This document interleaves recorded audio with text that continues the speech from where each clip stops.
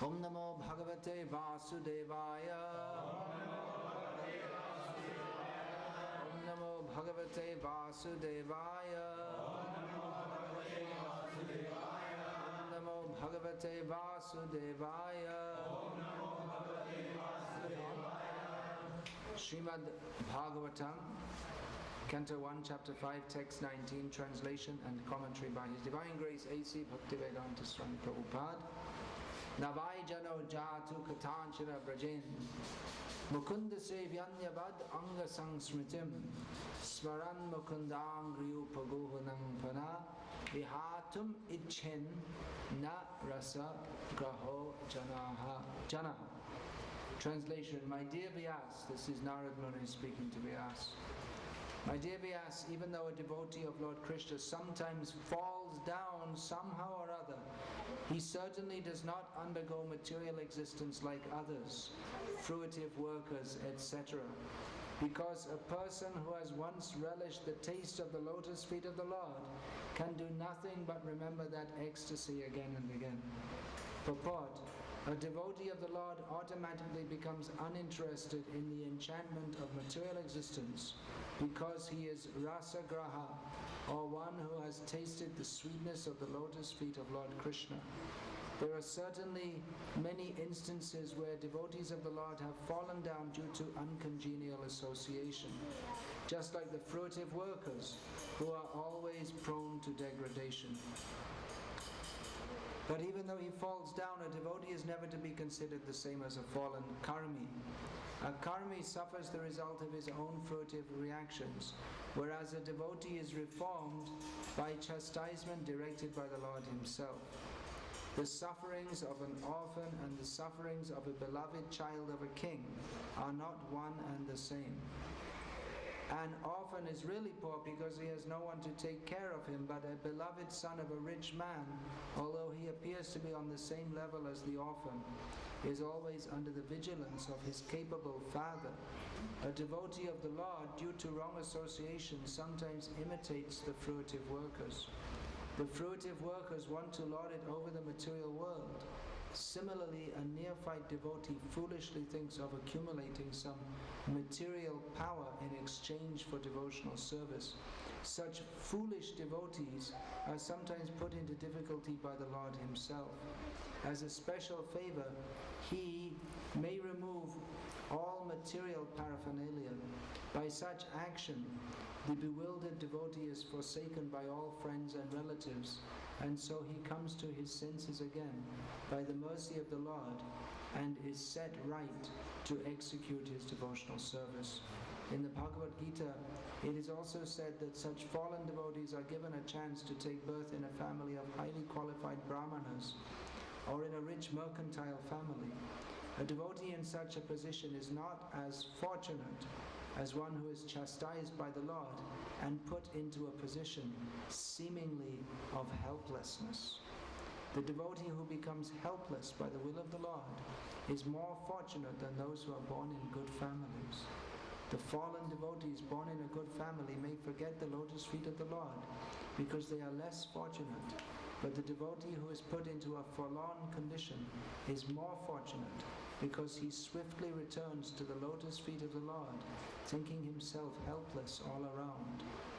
Pure devotional service is so spiritually relishable that a devotee becomes automatically uninterested in material enjoyment. That is the sign of perfection in progressive devotional service.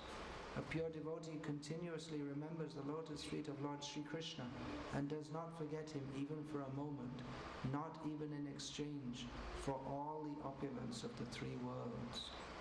Navai jano jatu katanchana rajen Mukunda sevyanyavadanga sangsmritim Smaran mukundang griyopaguhanam punar Vihatam ichin na rasa graho janaha.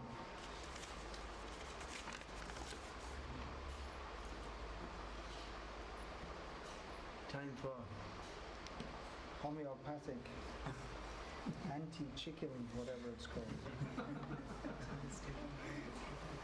So we don't get the chicken fever. Where's the... You know what that is?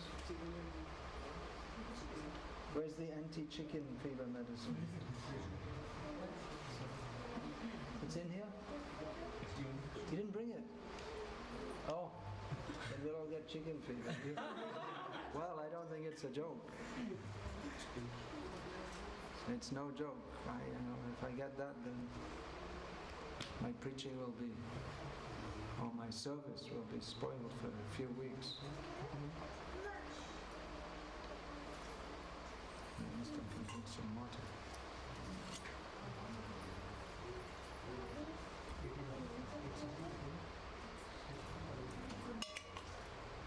Navai jano jatu katanchana brajen mukunda sevyan nivadanga samsmitim smaran mukundangri upaguharan puna vihatam ichen narasa graho janaha. My dear Vyas, even though a devotee of Lord Krishna sometimes falls down somehow or other, he certainly does not undergo material existence like others, fruitive workers, etc. Because a person who has once relished the taste of the lotus feet of the Lord can do nothing but remember that ecstasy again and again. Ekaro Gyanadadina Bandho Swananda Data Karunaika Sindho Vrindavan Asira Hitavatara Prasida Radha Pranaya Prachara Nama Srishtang Manamapi Shatiputram Atra Surupam Rupam Tasyagajam Urupurim Maturim Goshtavatim Radha Kundam Girivaramaho Radhika Madhava Samprapto Yasya Pratita Kripaya Srigarum Tam Natosmi Gurave Gaurachandraya Radhikaya Itadadaya Krishnaya Krishna Bhaktaya Tam Bhaktaya Namo Shri Radhaya Pranya Mahima Kidrisho Vandayaiva Svadyo Yenadbhuta Madhurima Kidrisho Vandaya Sokyam Chasyamad Anubhavata Kidrisham Vetilo Bhaktad Bhava Dhyasamajani Satchi Garba Sindho Harindo Arha Piram Natavara Vapu Karnayo Karnikaram Vibradvasa Kanaka Kapisham Vajayantin Chamalam Randran Venor Adhara Sudaya Purayan Gopa Vrindaya Vrindaranyam Swapadaramanam Pravisham Kiti Kirtihi Hare Krishna Krishna Krishna Hare Rama Ram Ram Hare Hare. This verse states that if a devotee of Lord Krishna falls down, he does not suffer like others, fruitive workers. Fruitive worker means one who works in this world to get some result that he can enjoy. That's called a karmi, or more specifically, sakama karmi. More or less everyone in the world is busy working for what I can get so I can enjoy it. A devotee is in a different consciousness. Devotee's consciousness is Krishnarte Akila Cheshta. Everything should be done for Krishna's sake. I chose to speak on this verse because I just got news by email that one of my earlier disciples was killed in a car crash this morning. He was I presume he was in Croatia. The last time I saw him, he was in America, but as far as I know, he had gone back to his native country, Croatia. Native means it's not native anymore. He was thinking he's Croatian, but now he's gone somewhere else. So I'm speaking on this because his condition was fallen. He wasn't practicing Krishna consciousness seriously for many years, maybe for 1 year or 1.5 years after initiation, which was all Janmashtami 1996, almost 10 years ago. In India, as long as he was in India, he was doing okay. When he went back to the West, he went back to his old habits, as is quite common. We see that in our Krishna consciousness movement, probably by now, since Prabhupada started this International Society for Krishna Consciousness, there have been maybe a few thousand, definitely a few thousand, quite a few thousand people initiated, but out of them, not all are followed, those who are still alive. Many, they don't continue to follow. And especially it seems in the Western countries the attrition rate is higher, the fallout rate. So Bhimsen, his name was Bhimsen Das, that was the name I gave him. Actually, his photo is there on the cover of this new book, this pilgrimage book. He drove up with us to Badrinath. Where's that? He was there with us in Badrinath, and then shortly after that he went to the west.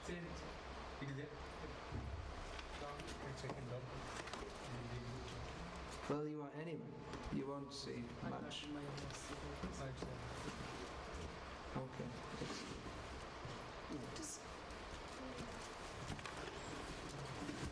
I think you can hardly see anyway. Yeah, that's the partial profile of a younger Bhimsen, and that's Gokul Chandra, who was doing very well at that time and has continued to do very well. You don't know him, but he's very strong and solid devotee in Krishna consciousness. And I think it's a little dark. That's probably Bhimsen in the body that he was in. So he left that body now.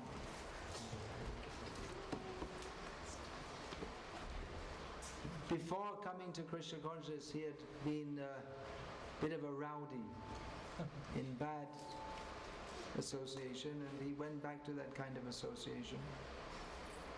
He is involved in taking drugs, and not only taking but selling them also. So he wasn't in a very good condition. But nonetheless he kept contact with devotees. And he was never offensive to devotees. And he came to see me in Croatia a few years ago and he married, and he brought his wife, who actually became a very good devotee, much better than him actually in many ways.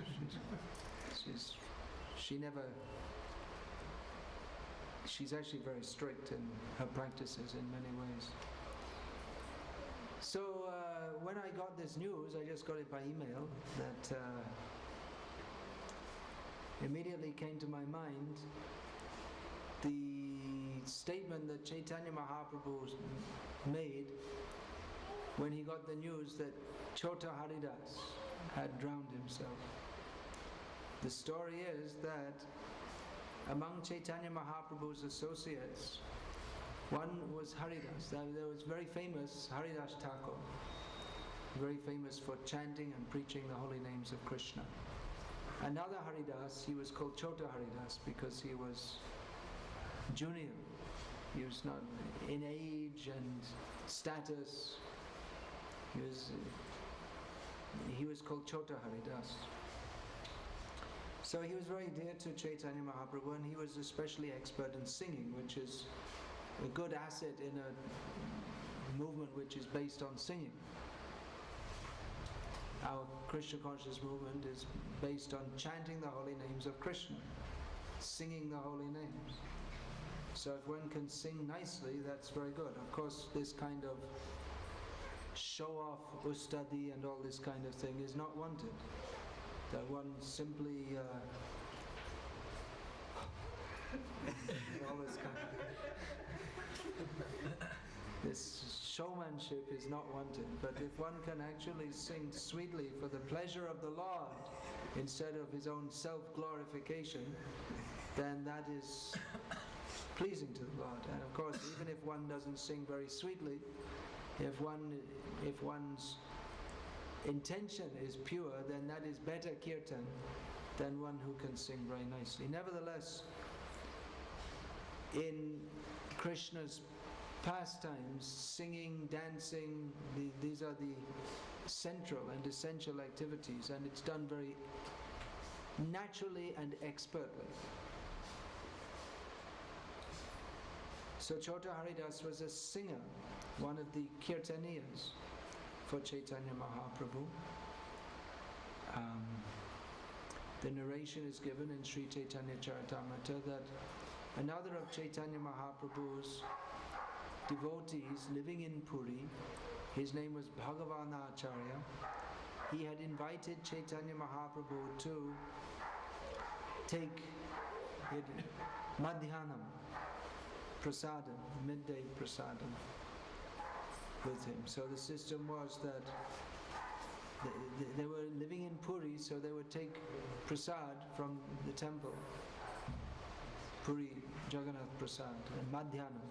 Nowadays the main meal of Jagannath comes out later, about 3:30, something like that. But Chaitanya Mahaprabhu is saying Madhyanam, which means more like 12 o'clock. So, and those who are Brahmin by caste, as Bhagavanacharya was, they would also cook something at their home. So Bhagavanacharya, he knew that Madhavi Devi, another devotee, she had very first-class rice. So he wanted to get some first-class rice, and he sent Chota Haridas to beg some rice. You please give some rice. Prabhu is coming.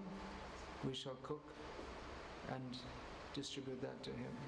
Now, Madhavi Devi is described as being one of the 3.5 most intimate associates of the Lord. Among them, Ramananda Rai and Swarup Damodar are very famous. They're mentioned very much, and there's very little mention of Shiki Mahiti, who's the third, and the half is Madhavi Devi. Exactly why it said half is not explained, but we can imagine that because Chaitanya Mahaprabhu is a sannyasi, he didn't much associate with her. Not on the same intimate level, but it's described, she was the sister of Shiki Mahiti, and it's described she's very old and renounced. But Chota Haridas went there and he begged some rice. And he brought it to Bhagavanacharya and he cooked it and offered it to Mahaprabhu. So when Chaitanya Mahaprabhu came, he took his lunch prasad, he said, that's very nice. He commented, the rice was very nice. Who provided the rice? And Madhavi Devi. And who went to beg that rice? Who got that from her? Chota Haridas. So, all right, very nice. So he went back to his place and he told Govinda, his servant, that from now on don't ever allow Chota Haridas to come and see me.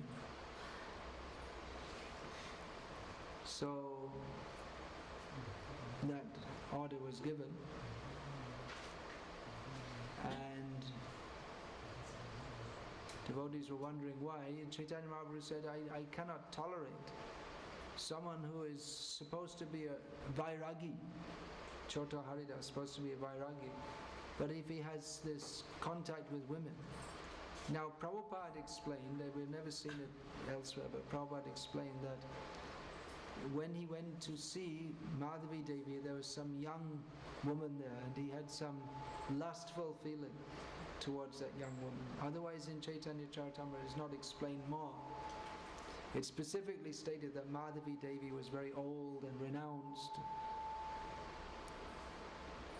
So Chota Haridas was banned from seeing Chaitanya Mahaprabhu, and the devotees, they tried to say that, they tried to placate Mahaprabhu and say that he made some fault and you can forgive him. Chaitanya Mahaprabhu said, my mind will not allow me.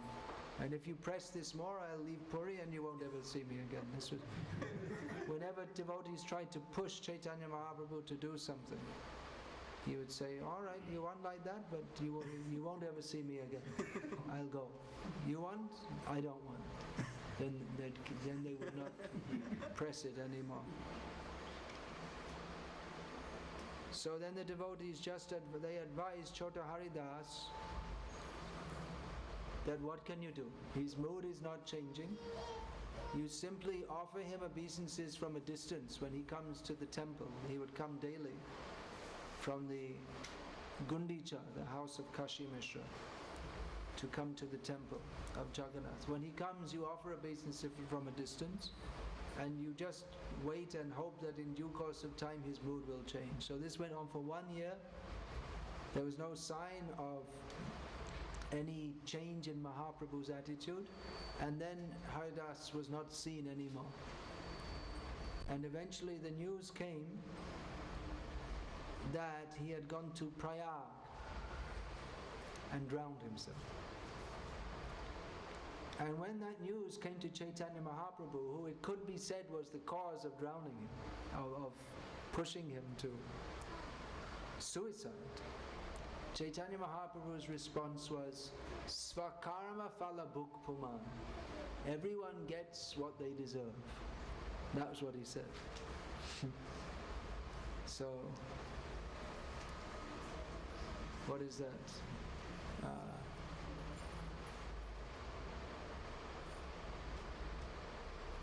Parshan api kotor, kusum api komal. Chaitanya Mahaprabhu could be as soft as a flower and as hard as a stone. So here he was exhibiting his hard as a stone aspect. But even when he got the news, he said, he was like, okay, good. Committed suicide, good. Of course, it wasn't ordinary suicide. He drowned himself at Prayag. Sometime later, at night, they were wandering on the beach, Chaitanya Mahaprabhu with his devotees, and they heard some singing. It sounded just like Haridas is singing.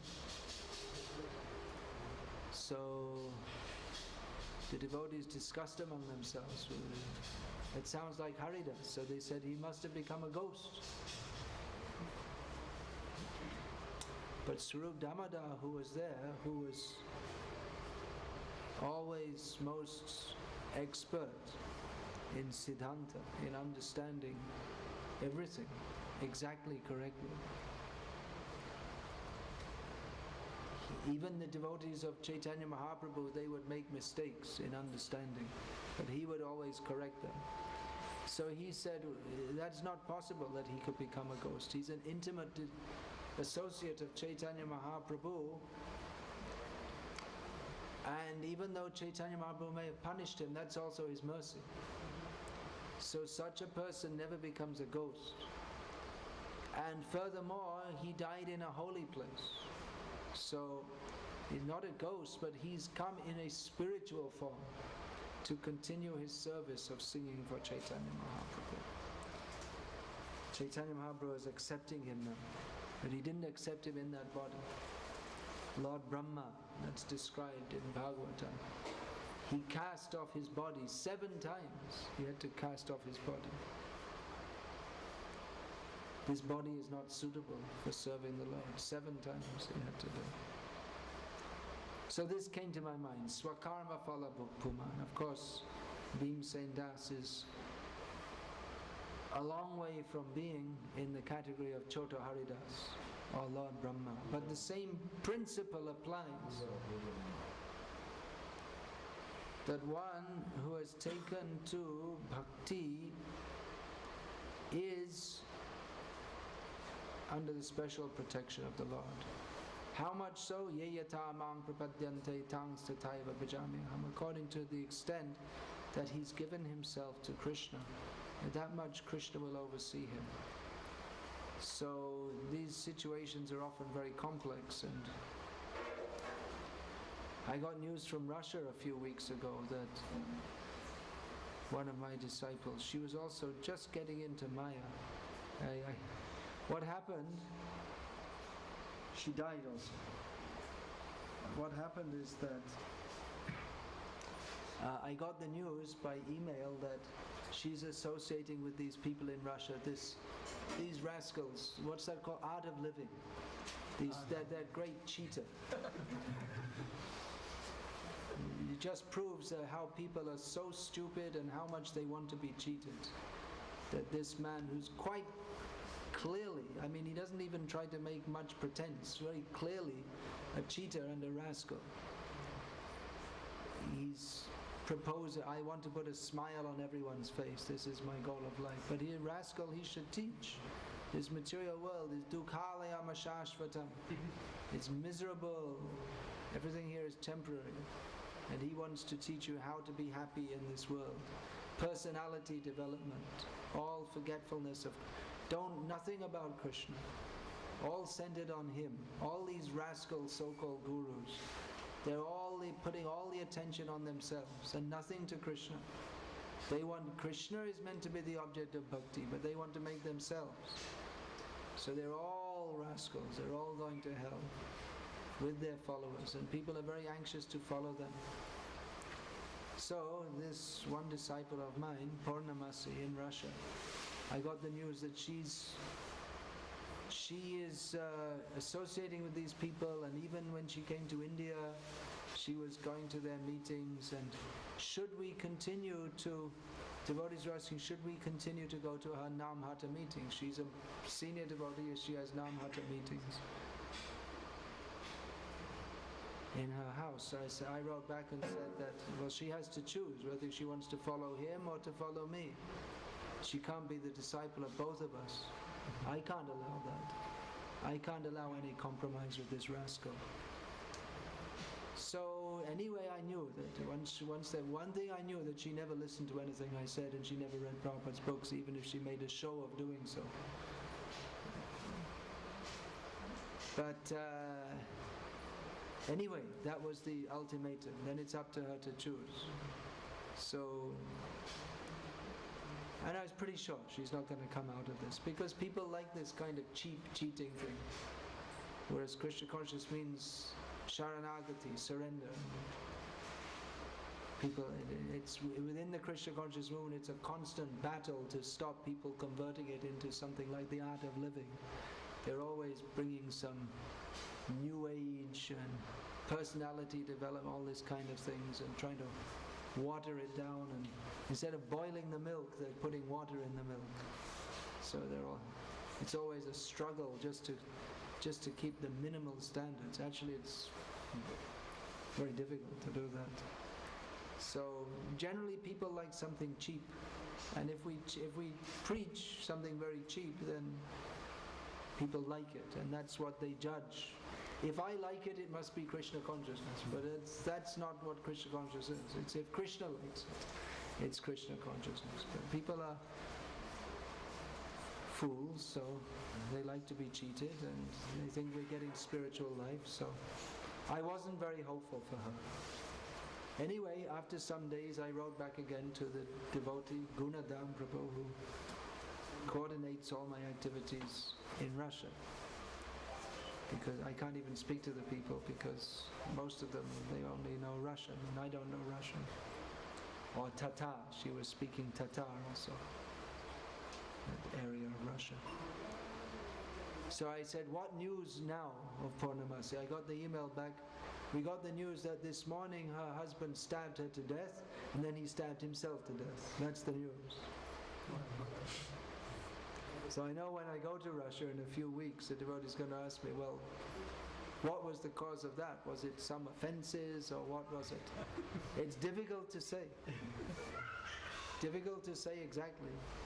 I mean, some disciples have been far more offensive to me than she has. She wasn't directly offensive. Of course, it's offensive to even go to that rascal, or to, she gave first came the reply that someone had spoken to her, and she said she's not going to give that up. So I said, well, go and speak to her again. And then I asked, what is the news? Then the news is she's been stabbed to death. So it's difficult to say. I can't say just offenses, because even devotees have been very offensive to Prabhupada, who's, millions and trillions of times, it's a millions and trillions and zillions of times worse offense to be offensive to Prabhupada than to be offensive to me. And then again, some, not many, but two in particular I can think of, and devotees who are initiated by me have been actually very offensive. So to date we didn't hear of any such reactions, but it may be, it's very difficult to say. Karmano hyapi bodhavyam hiya karmanaha. It's very difficult to understand what is karma, what is how it's exactly why such things happen. We can say that in the case of Purnamasi, seems quite likely that Krishna was protecting her before she made more and more offenses. She's just going out that way. So we can say Krishna was protecting her. But whatever it is, swakarma phala bhukpuman. That everyone gets what they deserve. Everyone gets the result of their activities. Now you may think, well, this is, what are we talking, all this death we're talking about, is not very good. We just entered this house and this is the first proper spiritual program. But anyway, a house, it's a griha pravesham, but griha means the karma kshetra. So within the karma there's birth, death, old age and disease, and all these things go on in houses. So you enter the house, but you have to leave this house. You can't stay here forever. So you should know that. We enter a house with the idea that it's something permanent. Of course, nowadays, Griha Pravesham used to be a big ceremony because people didn't make Grihas very much. But now they're building houses, and then you go from one house, you have 10 Griha Praveshams in one lifetime. Whereas previously there used to be one every 10 generations because people would stay in the same house. And it was only something after several generations you'd make a new Griha. So anyway, the idea is there that this is something permanent, but we should know it's not permanent. Nothing here is permanent. Even if you do stay in this house for the rest of your life, it's not permanent. Nothing here is permanent. Another disciple, as I'm on the subject of disciples in Europe, there's another disciple of mine who's also from that Bosnia, that Croatia, and she's also like Purnamasi from Muslim background. And she decided to marry a Karmi man, actually. Even her whole family are devotees. But she decided, her father is dead long ago, like a lot of people in Bosnia. Because there was a big war there a few years ago. So she decided to marry a Muslim man who's not a very strict Muslim, and he appreciates her Krishna consciousness, but he's not a devotee.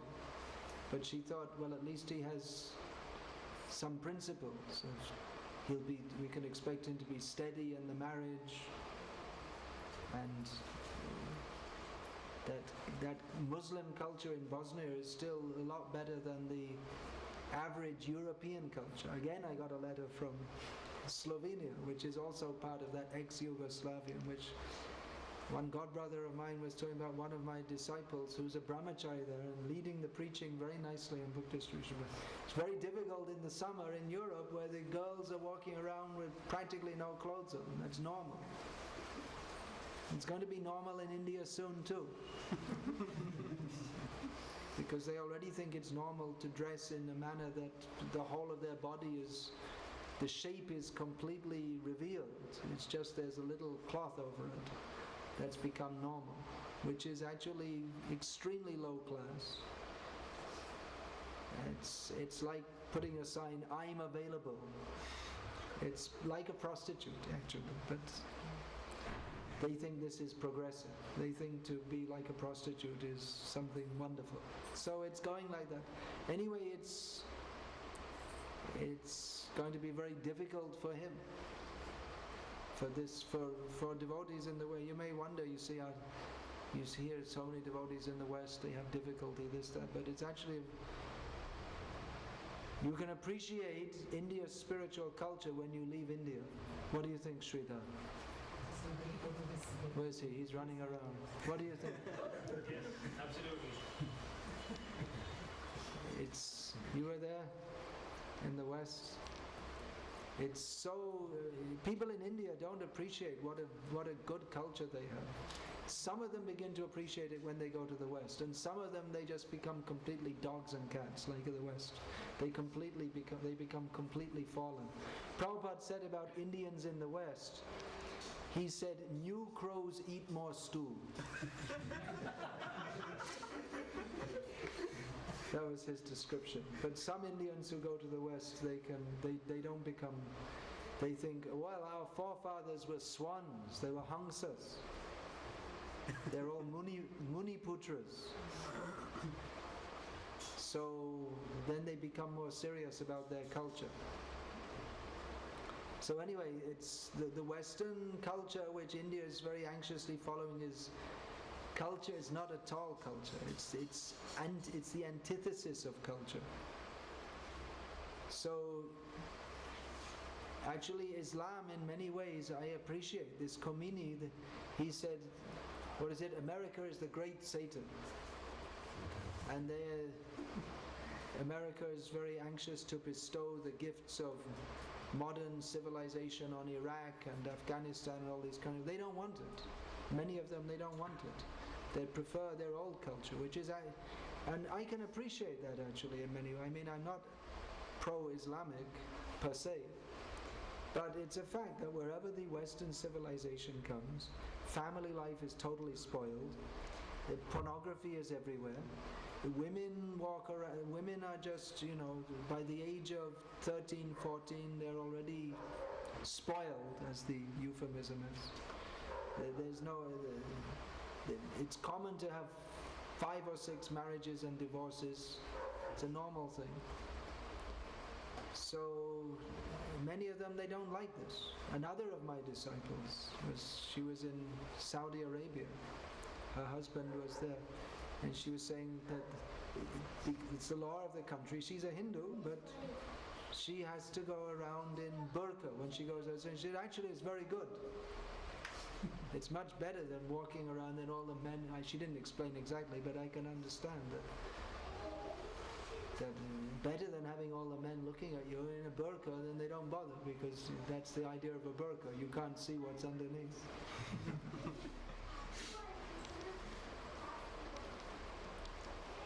So this, I was saying, in Bosnia, she decided she wanted to marry a Muslim man who's got some principles, because many of our devotees in the West, even though they're devotees, they didn't understand. We're talking about the highest transcendental reality, but they didn't understand even the basic human principles of what are no illicit sex. That's a very difficult one in the Western countries, and increasingly so in India also, because sex is being promoted so much as such a wonderful thing. Although, as Prabhupada pointed out, the dogs and the cats, they're also doing it. So they're promoting it. So everywhere you look, there's huge billboards everywhere of just promoting lust. That's all. Everything is sold with a picture of a beautiful young woman. So they're promoting that more and more. Dog and cat culture. So that's life in India today. So, swakarma phala bhukpuman, that's true on an individual level. You get what you deserve. That's true on a mass level also. So we can expect there will be very severe reactions for all this sinful life. People are asking, this tsunami, how is it? If there's God, how is there so much suffering? My question is, how come there's only one little tsunami? That whole east coast that's full of hatcheries. If you drive down from Vijayawada to Chennai, you'll see AP is full of hatcheries. They're torturing chickens and killing them. They were saying now, because of this bird flu, they killed lakhs of chickens. So people think, oh, they killed lakhs. Anyway, they were going to be killed. There's not a chicken in India that takes birth that dies naturally, unless every one of them gets their throat cut. So you're not expecting some reaction. Reaction must be there. So everyone gets what they deserve, That is the Justice Department, Krishna's Justice Department. Maybe you've seen this book, The Laws of Nature and Infallible Justice. But there's another department also that's called the Mercy Department, not just justice. Justice is blind. That's the picture. The picture is there. The statue with the blindfold. The idea not foolish, but it means nirapeksha. That you're not, in giving justice, you're not biased. Just like the king is supposed to be so nirapeksha that if his own son does something wrong, he'll punish him. And if his own enemy does something good, he'll reward him. That is nirapeksha. That is justice. But there's the mercy department also. And that mercy that is particularly accorded to... Oh yeah, I was saying about in Bosnia that what I wanted to say, I'll just backtrack a bit here. So she was saying that I'm going through my life, but I see it's, in many ways, it's like a dream. It's a duty I have to fulfill to my husband and my children, but it's all very temporary. It's all going to be finished. She's just younger. She's less than 30 years old, but she has that vision. Everything here is temporary. So, griha pravesha means you're not going to stay anywhere. Everything here is temporary. That consciousness should be there. Okay, so back to swakarma phala bhukpuma. We all get what we deserve, but for the devotees, they come under the special protection of Krishna. Mahatmanas tumam parta daiving prakriti mashruta. Everyone is under the spell of material nature. But those who come to Krishna, to the extent that they surrender to Krishna, that much they are protected by Krishna. Now that shouldn't be taken lightly. If one thinks that, oh, I'm protected by Krishna, okay, I can do some nonsense, doesn't matter, Krishna will protect me. Krishna won't protect.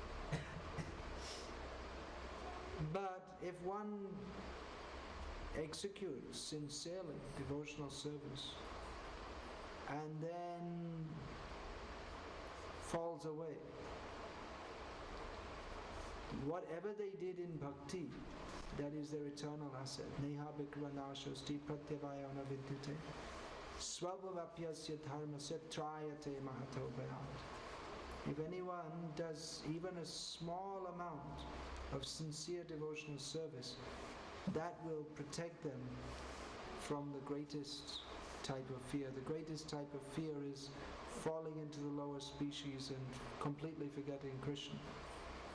One who's come into the circle of Krishna, we may forget Krishna, but Krishna doesn't forget us. So it may be that one who's taken to devotional service, they may, you see, sometimes we talk about someone stabbed to death, someone dying in a car accident. Now generally we think a sadhu or someone they don't die like that. If that happens, we can understand that there's some offense. It's not an ordinary.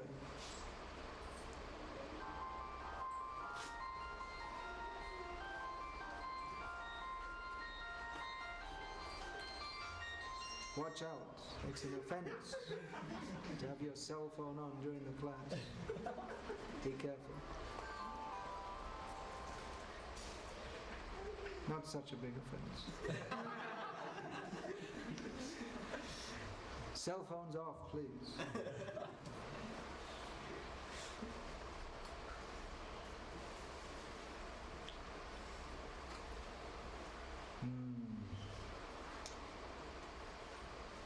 So that's generally understood to be some sinful reaction. In the case of a devotee,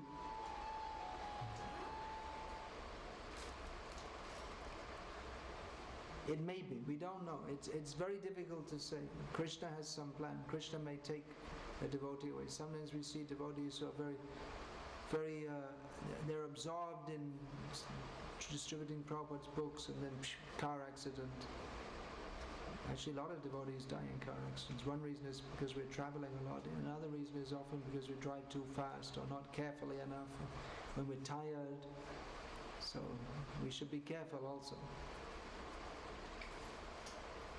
Exactly why it's difficult to say, why a devotee should live in such circumstances, but at the same time we should know that they're not outside Krishna's, devotees within Krishna's protection. It may be some offense, it may be that Krishna wants to finish off whatever trace of sinful reaction may be there and take them to him, whatever it may be. Tamal Krishna Maharaj passed away a few years ago in a car accident, and a lot of devotees expressed, how could that happen? What's the answer? I don't know, but Krishna knows. There's no doubt that Tamal Krishna Maharaj was very dear to Srila Prabhupada. My feeling is that Prabhupada wanted to take him to him.